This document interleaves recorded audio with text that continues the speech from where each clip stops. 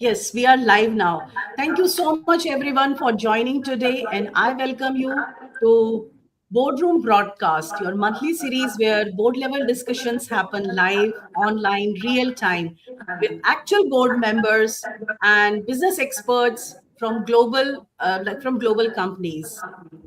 If I may request all speakers to please mute their mic because there is some kind of noises there. Thank you so much.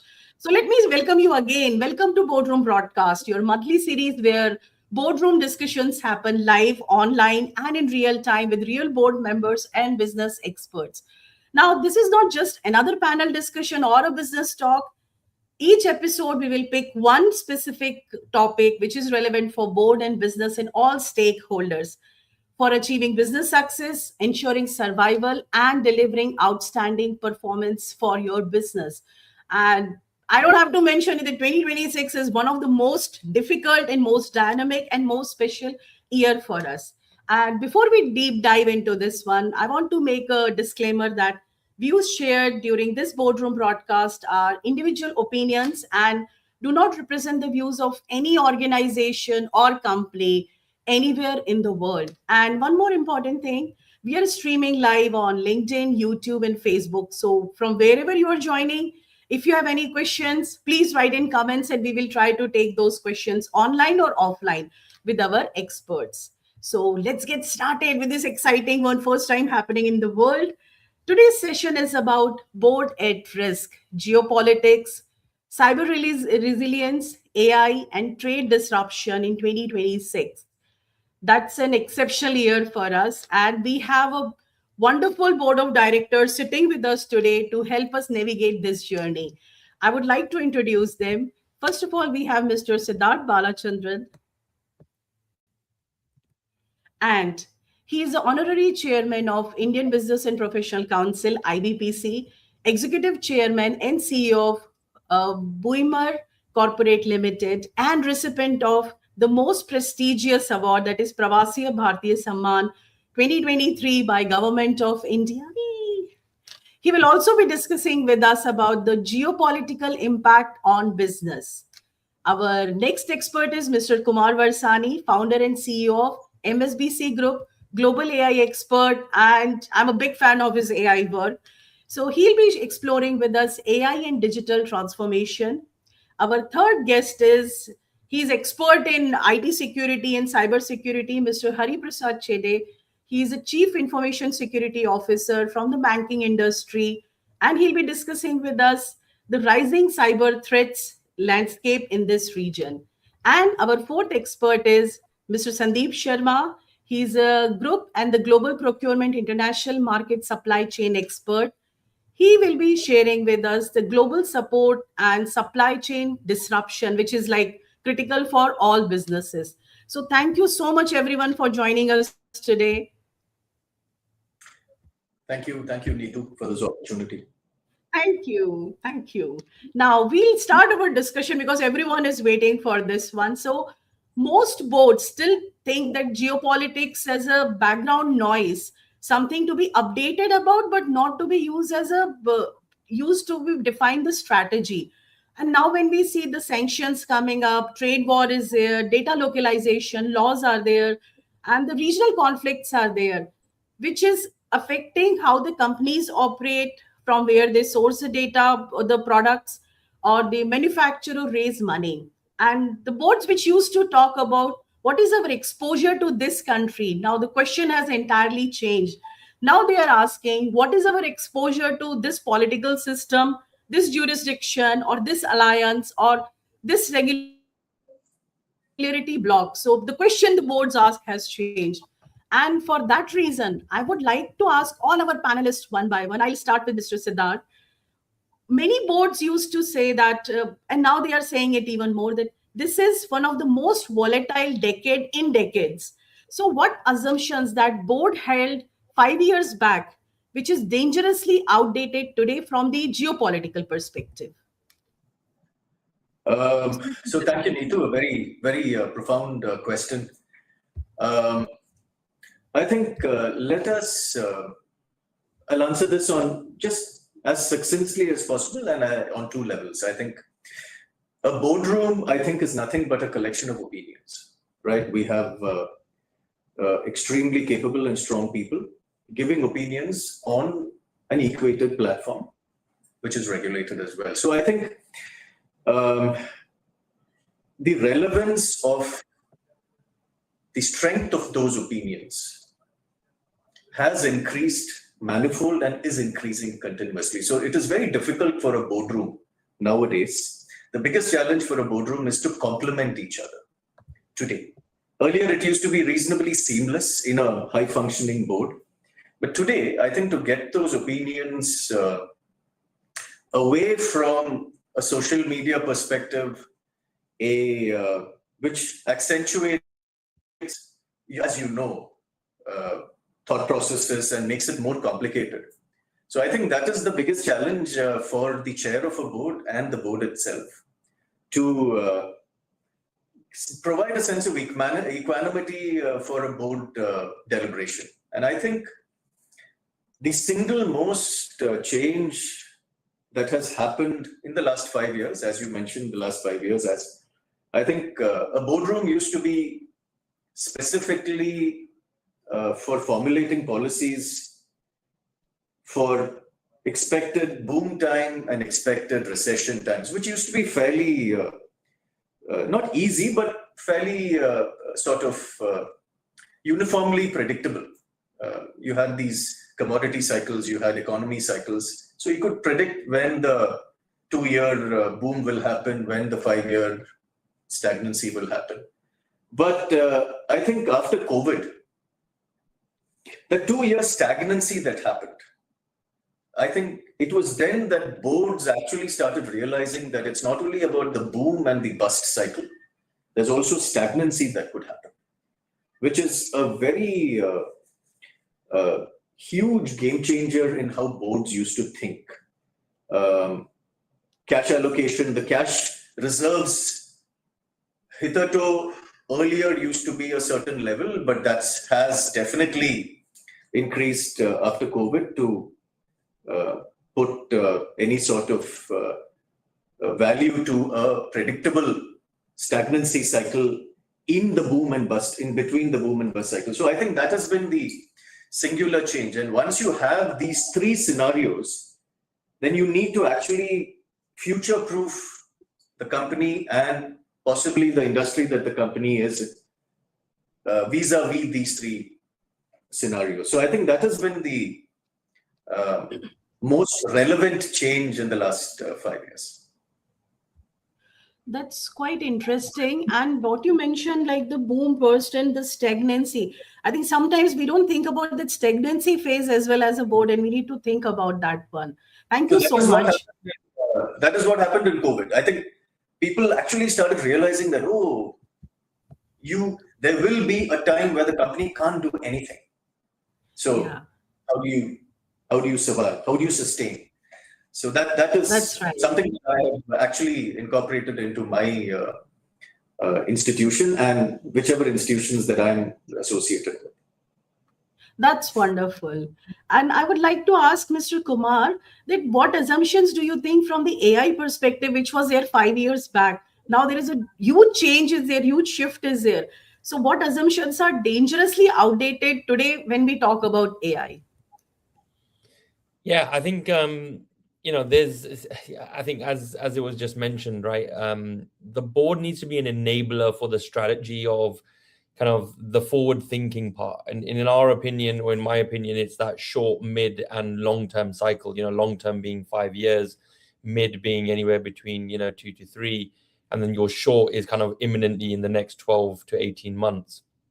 And I think typically boards had this, strategy of a linear growth, very well constrained in terms of understanding the industry, governance and governments themselves. And I think where the market has now changed and how boards are now starting to think is that it's not going to be linear, right? We're in a very volatile situation across geopolitics, technology, regulation, cyber risk, supply chain. And these are all separate risks, but what we're now seeing is that these are all compounding together. And so where boards need to really kind of adjust that vision and plan is be prepared for constant disruption. Building the ability to pivot very quickly in certain scenarios, accept that resilience is not just efficiency, but it's now a core source of the business's competitive advantage, to be able to adapt very quickly to constantly moving goalposts around some of those components that I mentioned. And so when a board is coming together, they're looking at various different components of the business's growth. I think the one key factor that hits home for me is always being ready to face constant disruption, because it's not going to be a predictable path of success. Regulation or a single point of efficiency are now exposed. With AI coming into the mix, the speed at which things are changing from various different components, and we'll touch upon this on some of the other topics as we discuss this around regulation, is a key component. So I think my overall takeaway for something that was 5 years ago to now looking at the forward 5 years is a business should be very much ready for constant disruption, especially where the pace of technology is disrupting various different components, as I mentioned, technology, regulation, supply chain, and more importantly, geopolitics. Thank you so much. Thank you. I think that's very true. The things are changing so fast. We need to be ready for it. Mr. Hariprasad, what do you think from the cybersecurity side? What has changed, which is totally like irrelevant what we asked 5 years back, and we have to ask some better smart questions now. All right. Thank you, Neetu. All right. Rather, I also take the same agenda like Mr. Siddhar has picked up, pre-COVID and post, let's say. So the evolvement of the cybersecurity, it is purely before COVID. People used to think that cyber means IT. It's an IT security. Now, how that is actually completely changed. It is cyber becoming an enabler for the board. How it is? Because there is a very thin line that is happening between technology risk, cyber risk, fraud management, and resiliency. There are very thin lines between each of them. The board is asking, overlapping, what is cyber, what is fraud? Without cyber, fraud doesn't happen. All right? So the lines are becoming thinner and thinner. So the question is no more about the cyber or something. It is all about how we enable digital trust to our customers. All right? So if a customer is coming to us, are we ensuring that his cyber is taken care, fraud management is taken care, and he will be able to access the services at any point of time without any hurdles? And then the last but not the least is, if something happens, how the business will come up and run in instant of time. The customer expectations is, I wanted to do a transaction at a split of a second. And during that time, the trust, how we enable the digital trust. And Mr. Kumar has given an interesting segment. These are the 4 components which is changing from a cybersecurity, it is moving towards a digital trust. One more component is definitely the regulators are playing a big role in it. If you see that from last 5 years, the amount of regulations related to the cyber or data privacy has increased significantly. It is not only a regulation, it is enforcement of that regulation has been increased. Previously, it used to be 3 countries. Now it is to be humongous. Every country is trying to come out with their own regulation. If I wanted to open my services in some other country, I need to be compliant with both the regulations, both the data privacy requirements. So this is how the boardroom discussion has changed. And the second component is the awareness. The board is always ahead of the game now because of the news that is spreading because of the cyber, whatever the adversaries that are spreading on the internet. And we need to try to tell them that if this happens somewhere else, what is in it for me? How it is impacting to us? How is it impacting to my customers? Can I do something proactive? All right. This is all, I can repeatedly say that one. We are moving forward to digital trust. Very true. That's true. And Sandeep, I would like to hear from you that how do you see from COVID till now how the supply chain has disrupted, the trade has disrupted, and the questions we asked 5 years back doesn't hold good anymore now, like which is very dangerous question right now. Thank you, Nithun. Thank you, everyone. So I'll just take forward from the comments that has been made by everybody on the panel. The biggest dangerous thing today is there's no trend. Previously, what we used to do, and even any systems do, they take the trend and based on the trend, they extrapolate the things going forward. There's no trend left now. And every time the things are coming up, it must have never happened, and the repercussions are not straight. The repercussions are indirect also, where you cannot match the dots. So a very typical scenario of the tariffs, just taking an example, where there was a tariff war going on across the country, then there was the issue, there was unpredictability, there was a lot of things going on. But on the contrary, there was something parallelly going on, which we have not concentrated on, is because of the the tariff war happening, the entire trade stopped. And when the trade stopped, the container movement stopped. And when container movement stopped, everything started getting blocked. And because of the lesser container and turnaround times, the cost per container started going humongously up. So I'm just giving an example.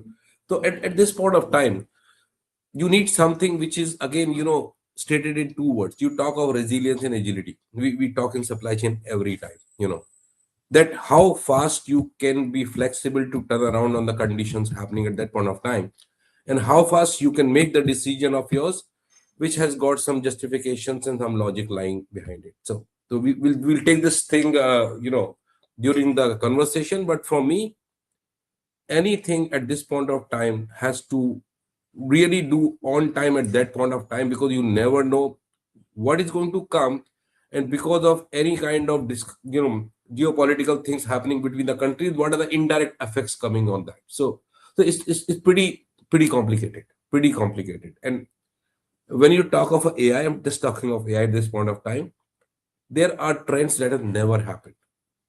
So there also, to get a full support will be a very, very difficult thing on this. So That's true. Thank you so much, Sandeep. And we'll deep dive into further when we have more questions.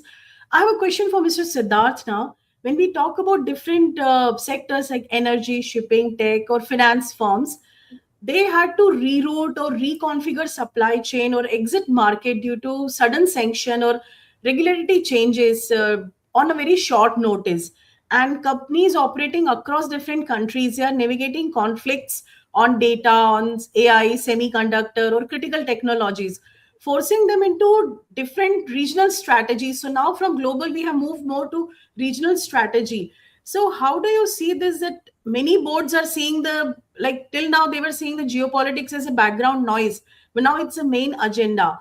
And if you were opening a strategic discussion on a board, what are the 3 questions you would ask management about the 3 things? First is a market to exit, the second is market to double down on, and the third is partnership to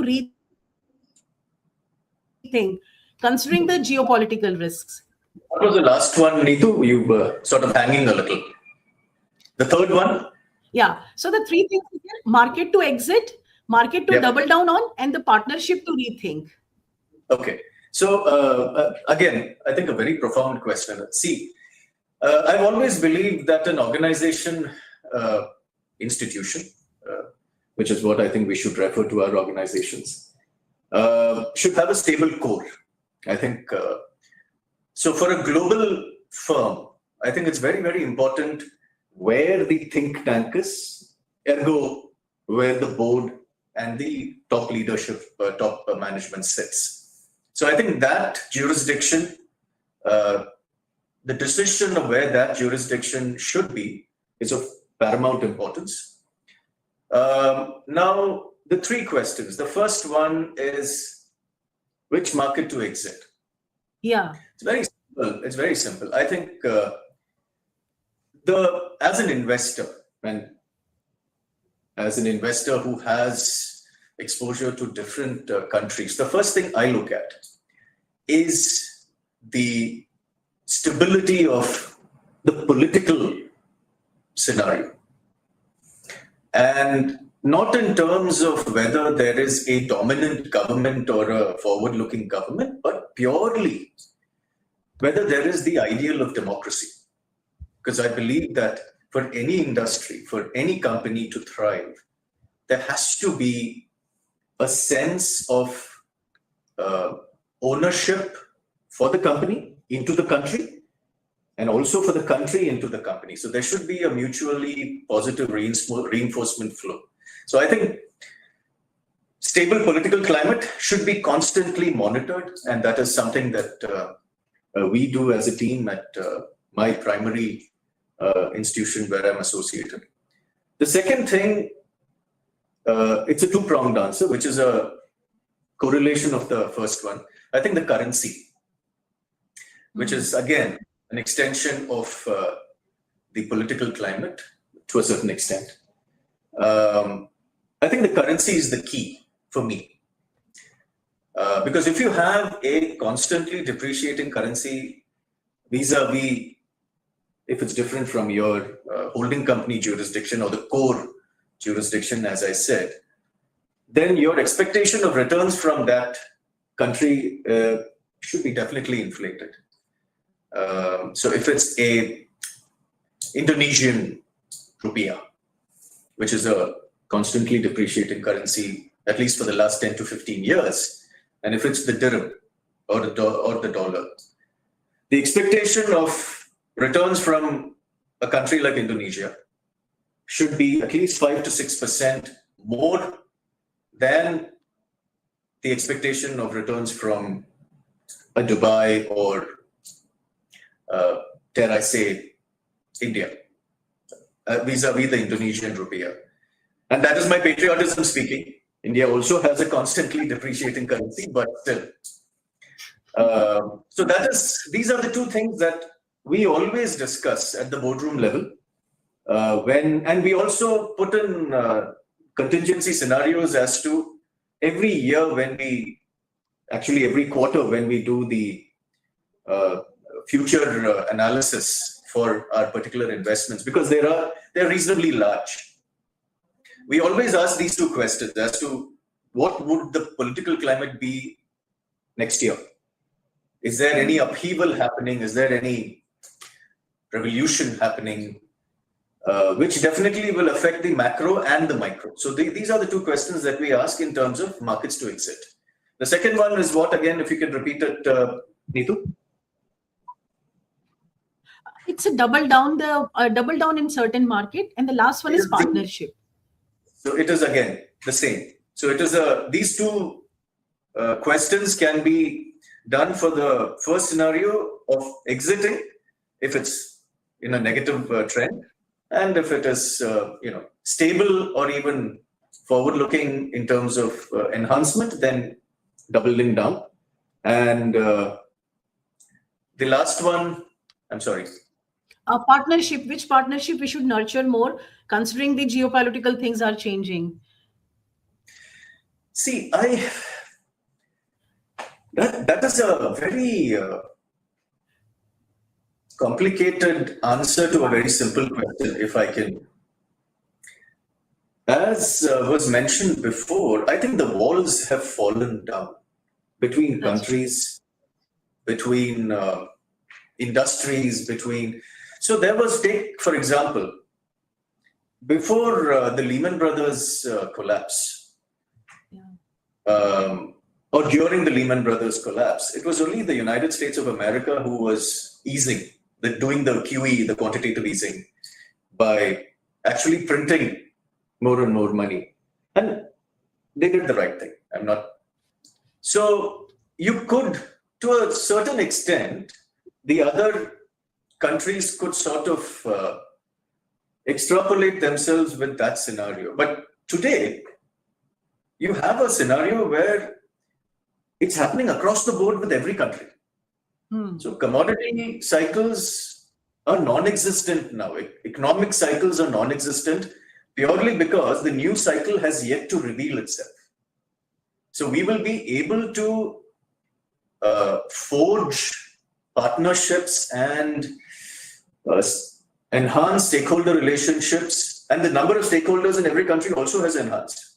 So it's not only the Reserve Bank, it's not only the central bank, it's not only the finance ministry, it's not only the regulators that we need to think about. Now it is spread across the board. So everybody has a say in how the investment climate of that particular jurisdiction or country could be enhanced or deteriorated. So it's a case in progress scenario, which makes it all the more relevant that you have a stable core, and the periphery of your organization should be always in constant flux. The future readiness of that particular company will depend on both the extremely stable core and the constant dynamism on the periphery. This is my take. I love this extremely stable core and then being dynamic across the operations. That's wonderful. If I may ask you one more question very briefly, if you can answer. Usually boards meet around like once in 3 months, but the way things are changing across the globe, do you think they need to meet more frequently? Because 3 months is really, everything will change in 3 months. Absolutely. So technology has made it so seamless. What I meant is to fulfill, so statutory requirements for every country is hardly a maximum of 2 per year. Yeah. Most countries. We meet physically every quarter. However, virtually we meet probably every 2 weeks. So that is again a very thoughtful extrapolation to your earlier question. Yeah. The more frequent the meetings, which is possible due to technology, the better. That's right. That's right. Thank you so much. It was such an insightful answer. Actually, I was just making all those notes. And Mr. Varsani, I have a question for you now. Since like we have spoken about having the very resilient core and then being flexible around it. So boards are approving AI programs worth millions of dollars and often without seeing the full operational and ethical complexity across regions, especially when they operate in different regions. So when a company is operating into multiple jurisdictions, what are the 3 governance failures you would have often seen around data, or it could be model oversight, or it could be accountability? So what are the things that could put them into a very big multi-country liability from AI perspective?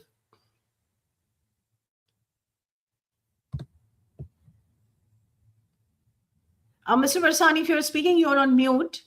Sorry. Yeah. how every conversation starts. No, I think that's a really important question. We operate, as MSBC across America, UK and Europe, Asia. And I was fortunate to live in California, Silicon Valley for the last 13 years. And one of the key things is when you start to understand how technology is used on the ground, around the communities, around the businesses you're serving in that country, there's a lot of regulation, data protection that you do need to be aware of. And, somewhere in the world, there's a board that gets together and green lights the approval for an AI program to say, right, we're going to launch our services in, America as an example. And even within America, each state has its own local regulations as well as the federal regulations. So you've almost got like a double-tiered approach within America. And you see similarities of that in the UAE as an example between free zones and mainland as well as, UAE in general. But the top 3 hitting home components for me, number one, is data sovereignty blindness, right? I think when boards approve AI programs, they need to understand the laws of that local jurisdiction of where their product or service will be used. And when we talk about AI specifically, we're training or we're operating models across borders without, in some cases, clarity on what that local requirement is, right? It could be GDPR, it could be consent, it could be how we process information within that model. And so the exposure or the risk that the board needs to understand is, what does each one of these jurisdictions pose as risk to the service or the product? And how do we mitigate that risk in the correct way? Because in many cases, when you're building software technology, you're in many cases having a multi-tenanted environment because you've got users coming from all over the world. And you need to be ensuring that you can provide the right type of risk management around data, around processing, around compliance and regulatory requirements for that local jurisdiction. So I think the first is, an element of blindness to it. The second is there's no clear model ownership. I think we've seen this a few times where a lot of AI systems that are being switched on, they're a mix between model providers. We have vendors who are actually then, packaging those models into software. And then you have the business units of ultimately your customer who's consuming the output from this. And so when a model fails, or it produces a bias, or it drives a bad decision, no one's clearly accountable for this, right? I think the accountability starts at, the entity that has sold the technology to the client. But if the board can't answer who owns this model end to end, basically regulators will step in and hold the necessary parties accountable. And we've seen this a few times. An example, there was an airline that provided some pricing advice to a consumer, and it ruled in the favor of the consumer to say, well, if the model provided an inaccurate output and you are providing this service to an end client, you hold that responsibility. Now that client, pretty sure, is using another model from another vendor. We have various different model providers. For the sake of our own risk, we should mention them. But there is a lot of bias, there's a lot of inaccuracy of information being provided. So that's probably the second, which is ensuring who owns certain decisions or outcomes based on what you're providing. And the third is really around organizations are heavily reliant on partners and vendors to deliver AI technology into the firm. Some companies have capability in-house. Many are using third-party vendors.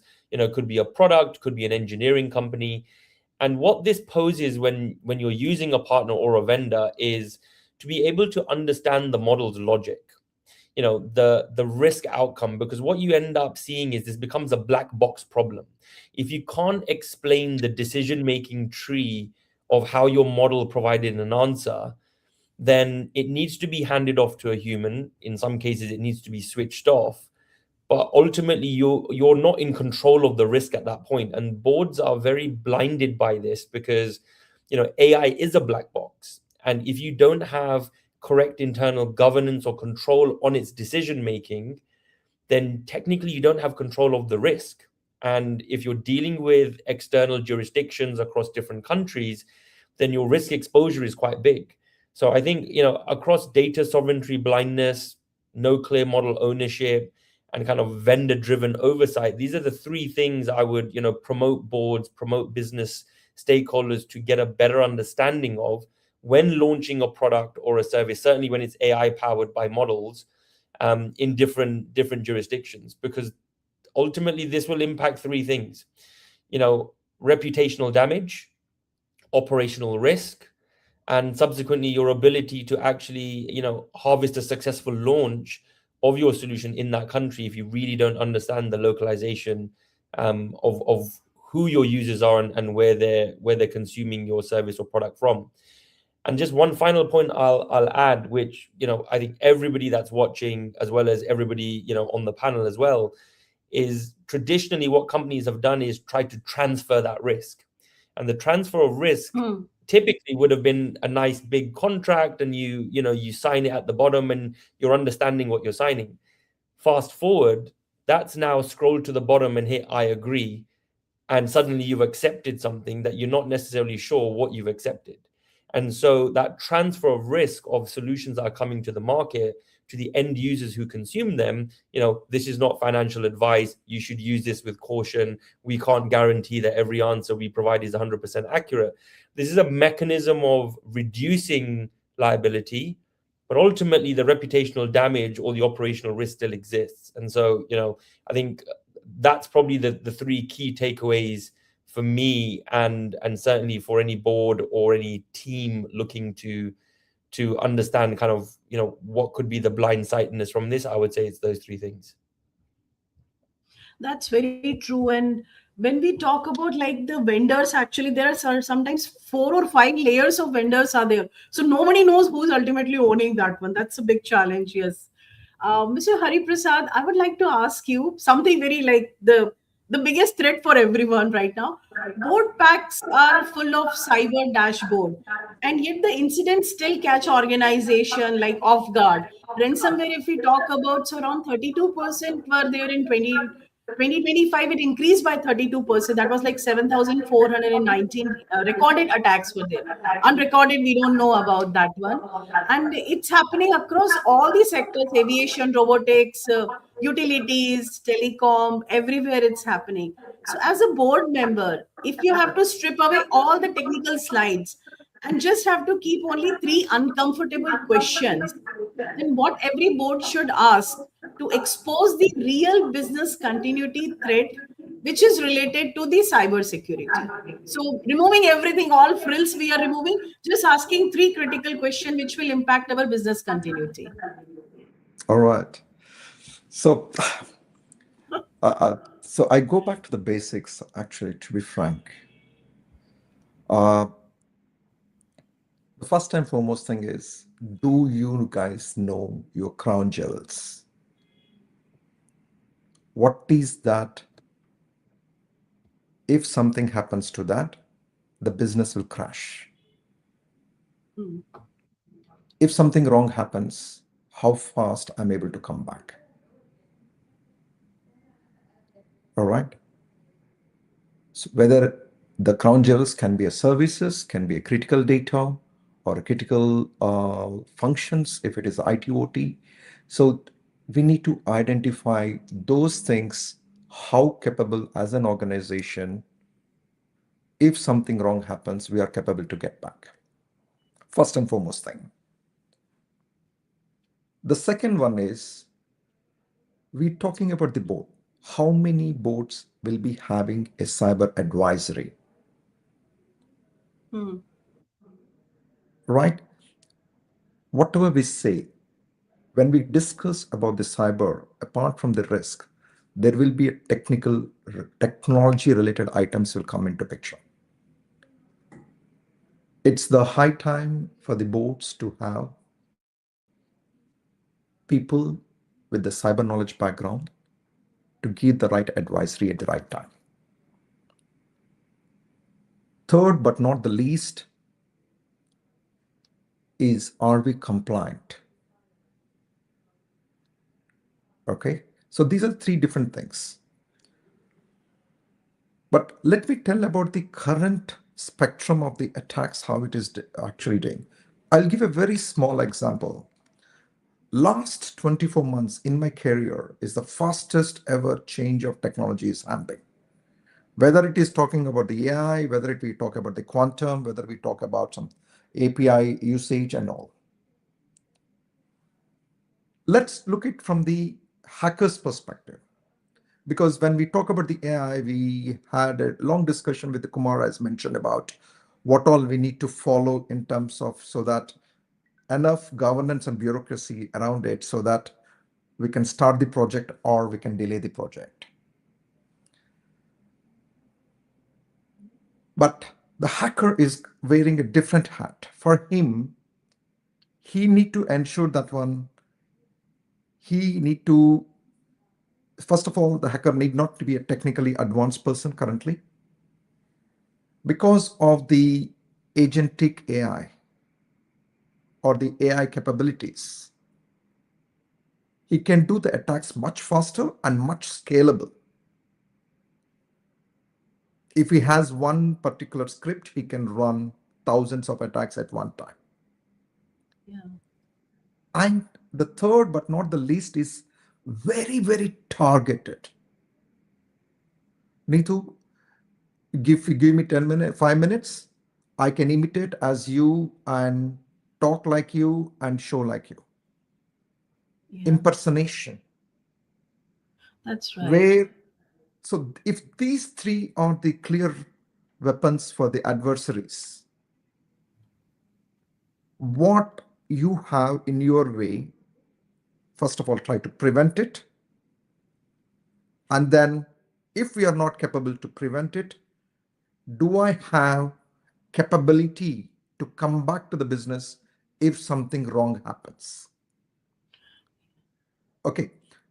So capability to something wrong happens, people take it very, very lightly, to be frank. When is the last time a board has a playbook run with the cyber attack scenario? If some of the board members personally impacted due to the cyber adversaries, what will be his thoughts in the boardroom meetings? Whether it will be influenced by the adversary, right? So because of these kind of weapons that are available, accessible, and these are accessible as a service, it's not necessary. I can just hire somebody for $100 or $10 itself, right? And with regards to the patterns, still, if a customer wants a transaction to be happened in a second, do I have a capability to stop that and withdraw the funds within that second? Do I know if some transaction fraud happens, whom to call, which regulator to call? Do I know which law enforcement team to call?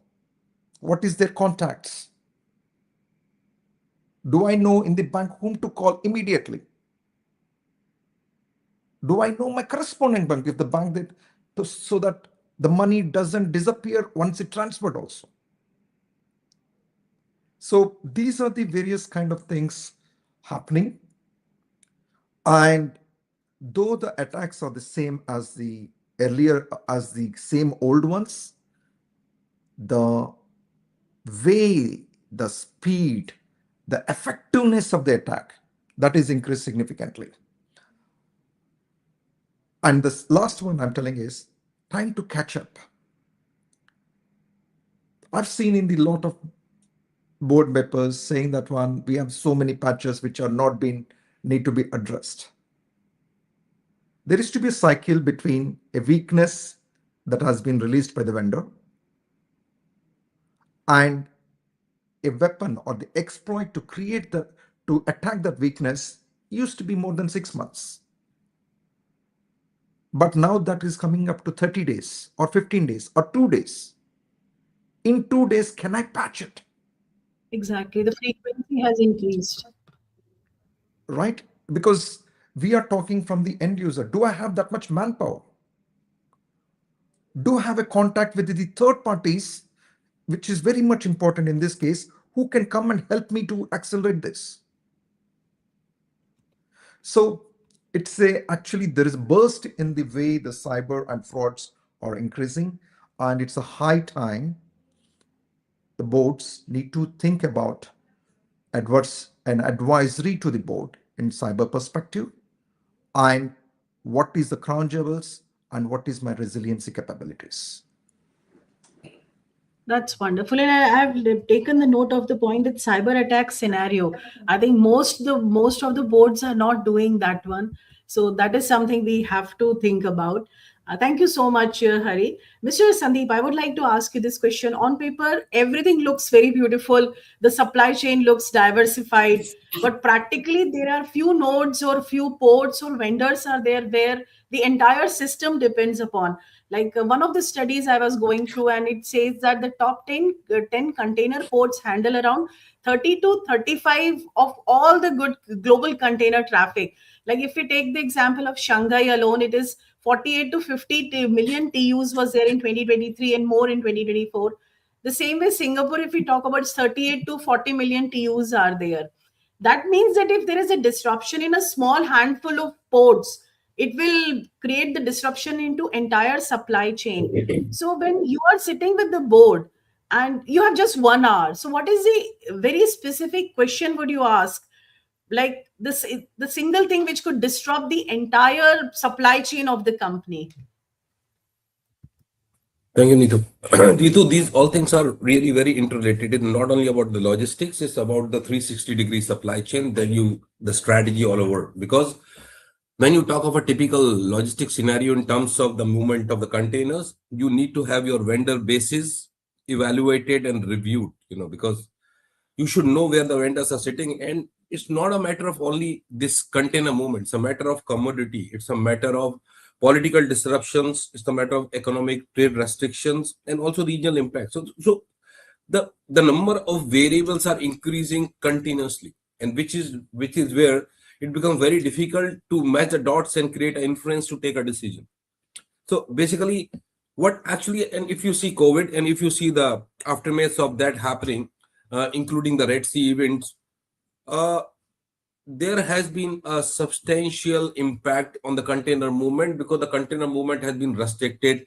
Container movement has been from certain ports, and like you say, US, Shanghai, Singapore, these are like the bigger ports where either the direct container movements are happening or it's a indirect means, cross dock movements are happening from there. So the biggest thing, if you see 2019, I think so. Okay. Or it was 2018 or 2017 when the Hanjim got bankrupt. It was one of the biggest thing that happened. There was some 100,000, 200,000 TUVs lying on the ports, and there where the whole scenario of the shipping, the shipping industry started changing. The shipping industry started merging, and there was a consolidation and merger across, because they have really gone through a very, very bad period up till 2018. And based on that, there was significant only few players that were left. Otherwise, everybody was wiped out or they were merged into something. Now, based on this entire thing, if you see, there has been the shipping coming out of certain places. But definitely, it's all not only shipping. It also depends upon where your vendor bases are there. So when you talk of 2020 COVID, everybody reevaluated the supply chain in terms of diversity. Okay, there was a contingency plans on supply chain that was done. Okay, and based on that, the entire planning for the next 3 years was done or 4 years was done. But then nobody was knowing the commodity issues that came in 2022. It was very, very big time. Okay, nobody was knowing then the regional conflict that is going to happen, and also the repercussions of that on coming, thing. So when you are literally sitting with the board, the first thing that comes is how resilient is your supply chain. Again, I'm coming to the same word. And previously we used to have a plan A and plan B. Now it's a matter of plan C. That if these two fail, then what is the option now? Okay, because the repercussions of the things are happening on hourly basis now. It's not months, it's hours. And if you've seen, there is political things or geopolitical issues happening in silos, but it has major effect on each other. So this is an important point at this point of time. And there where you need the boards to be more flexible, more, the power vested in the second line of the board should be much higher. My thinking is always that. They are the decision makers, they are on the ground. They can definitely get it to the board and say that with the justified reason as to what is going to happen now. Because one decision will remain true for tomorrow. I don't think so now. And when we're talking of we are sitting in the Middle East region, which is in the center of the world almost. There are too many permutation combination to create a 100% influence with 100% probability rate. I don't think so. And in last 4 years, I've seen this continuously happening. Lot of things still works on gut feelings because the whole system don't have trends and data available to create an inference out of it. And that makes it more unpredictable, more risky, and more complicated. So I hope I've answered your question. Thank you so much, Sandeep. And that completely makes sense. I love what you mentioned as a plan A, B, C. We need to have 3 levels of plan now. Thank you so much. And I would come to Mr. Varsani again, like I'm asking him. If you can give one advice to our board members and CEO and CXOs from AI perspective for 2026, what that would be? You're on mute. Apologies. So, I think the key takeaway for me would be the next decade is not going to be rewarding organizations that are efficient. I think it's going to be rewarding the most organizations that are prepared. Boards must move from oversight to active risk ownership, from dashboards to decision-making discipline when using AI within the organization. Technology, geopolitics, supply chains, they are not just board level issues because there's a level of value chain that exists behind it. And I think it's very important to understand that risk and own that risk, and more importantly, be prepared for it. There's a few things that I wanted to say around, when AI is being used for decision making or being used as a service for customers, you need to understand at what point does it cause, irreversible harm or bad moral judgment or breaches regulatory liability, right? And there's 3 specific components around, if it's affecting people's rights or livelihoods, there needs to have a human that can sign their name to that decision, right? Hiring, firing, credit denial, legal enforcement. AI can recommend, humans have to decide.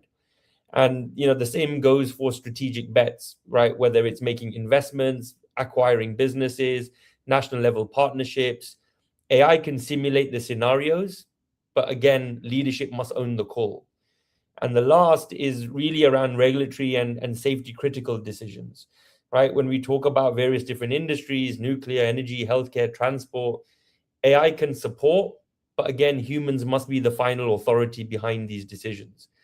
So, the last 3 takeaways I would leave is named human accountability for every AI system, clear escalation paths when AI confidence drops, and documented decision-making logs where, humans have overruled AI decisions or accepted AI advice. So preparation, be prepared.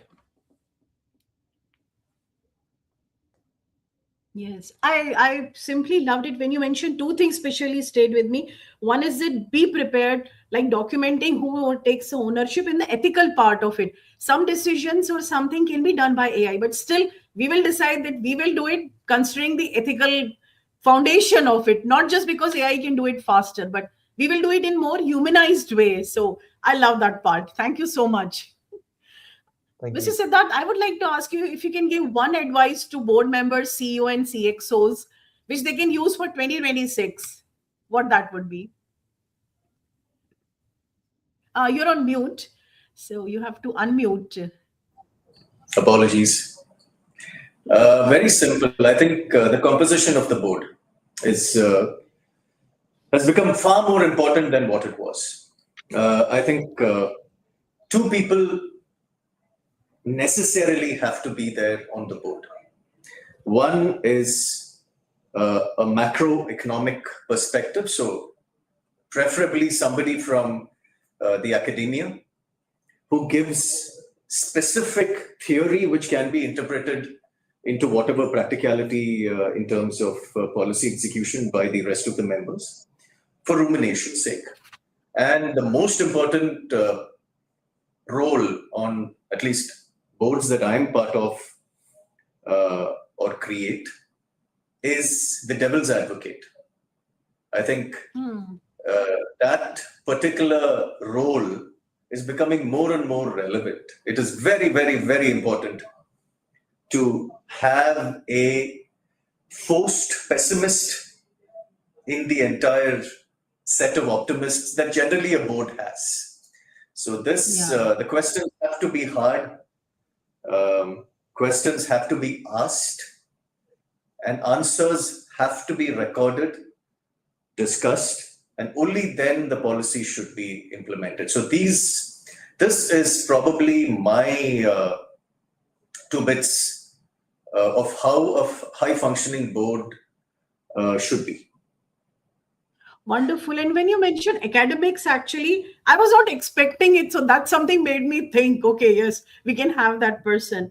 And I love this devil advocates part, because a few days back, I did a post about that constructive conflict within the boardroom will save your face in the market. It's better to have conflict in the boardroom rather than facing problems in the market.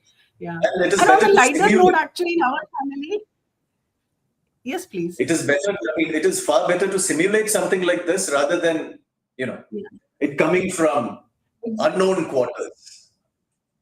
That's so I right. think that is That's something right. that And I think should do. Yeah, and everything is coming to the scenario planning, actually, the thinking possibly what could go wrong. And we just simulate it before, even if we go live with that one. And I was telling on the lighter note that I am full accelerator and my husband is full brake. So I think he's onto the pessimist side. He starts everything with no and I start everything with yes. So that's why I think we are able to be together. So our board is having both parts in it. Yeah. And I would like to come to Mr. Hari at this time and ask that what one advice you could give which can save companies from cyber attack in 2026. Before Rather- Hari starts, let me apologize. I will have to leave. But let me congratulate you, Neetu, on such a wonderful compliment of people. I think this is the ideal board.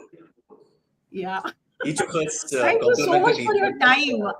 time. No, it's my honor. It's my privilege. Thank you all, Kumar. Pleasure to meet you, and hopefully see you soon, and not only see your building from here.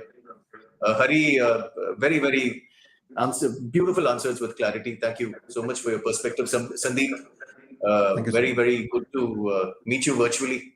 Hopefully, there will be a physical meeting at some point in time. Neetu, you are not only a IBPC champion, you are proving yourself to be a holistic champion.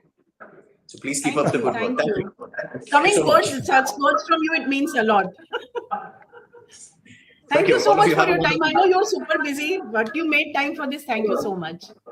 It's my apologies. Yeah. Thank you. Thank you. Yes, Mr. Hari, what one advice can save companies from cyber attack? I go back to my old saying again, crown jewels. What lies likely the cyber event that actually materially impact your organization this year? Whether it is a ransomware, that means if you lose some data, is it okay? Which in supply chain, which third party compromise may hit you badly?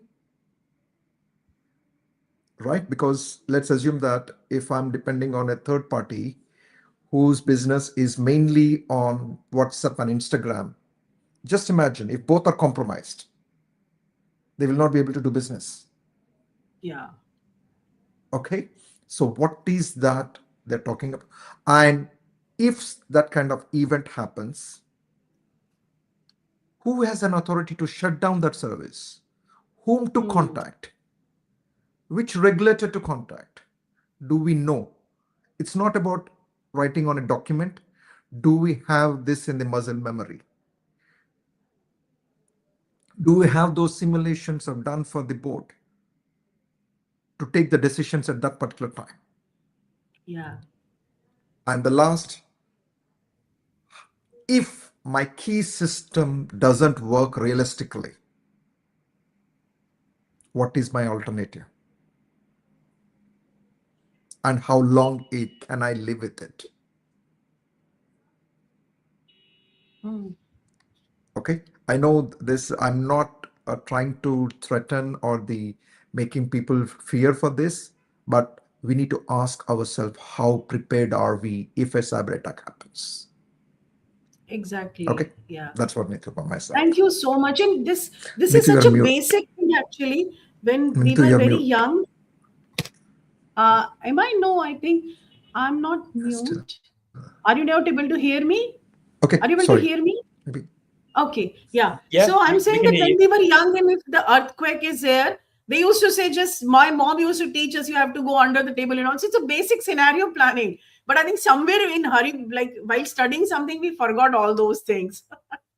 Yeah. So I would like to ask Mr. Sandeep now, what is one advice if you could give to our audience, which will help them from the supply chain problems? Like, of course, few things are out of control, but what they can do, which is controllable.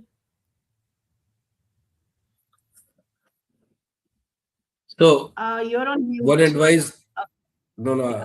one Yeah, advice we are I able to can hear just you. say, maybe the advice I'm giving may not be okay for tomorrow, but anyway. So one advice which I can give at this point of time is, uh, do not really bound yourself with some thinkings. Evolve every day, because every day is new. Okay. There, and sometime, I'm sorry, like maybe some of the people will not like it. Sometimes gut feelings work beyond systems. I've seen this in last 5 years. Gut feelings and information and the inference of your expertise and your experience sometimes work well, because the system don't have that trend. The system doesn't know the trend at all, that what is going to Yeah. come in. So, and when we talk of a global supply chains, there is a huge amount of unpredictability with risk. But what is that risk? Is this risk a monetary risk in terms of a bottom line hit, or is this is this a risk which can be a business disruption or a business closure? There are a lot of times when you have to take a decision between one of them: business closure versus monetary hit. Okay, so that's a very important thing. And the third thing is, make a long-term plan for sure, but then put it into a segments that is easily flexible to change. And the last one, which I think so I've heard with both of my August, you know, is plan for tomorrow and keep your plan flexible. Yeah. Thank you So so much, Sandeep. The few things which have predominantly come out from this discussion is that we need to have a very focused core, but we need to be very flexible with the way we operate. We have to be open for new ideas and we have to be a little pessimistic. So, doing the scenario planning from geopolitical or AI or the cybersecurity or supply chain perspective is so much necessary. Sandeep, what you mentioned, actually, I was looking for one of the books, which is the subliminal book, is there. It talks about exactly the same thing what you mentioned. Our subconscious mind can read the scenarios and data which still the AI or the data or dashboard is not able to show. So sometimes it's good to just believe in our gut feeling and go ahead with that one. Thank you so Neetu, much for your time I'm not today. able to It hear means a Neetu what lot. you're talking, except remaining all what they're talking, I'm able to hear except you, Neetu. Somehow. Oh, We might be okay. put in a Okay. loop, something. Maybe there is some It's issue, okay. I think. Yes. But thank you so much for your time. Thanks a lot. thank you, Thank you, Neetu. Neetu. Thank It you. was And amazing. thank you. And to our audience, I want to say that next month we are coming with the boardroom broadcast for family business. So stay tuned and I'll create the event so you can write your questions there. And we have very good experts who will be talking about the family business and their challenges. Thank you so much. Thanks. Bye. Thanks. Bye. Thanks a lot, team.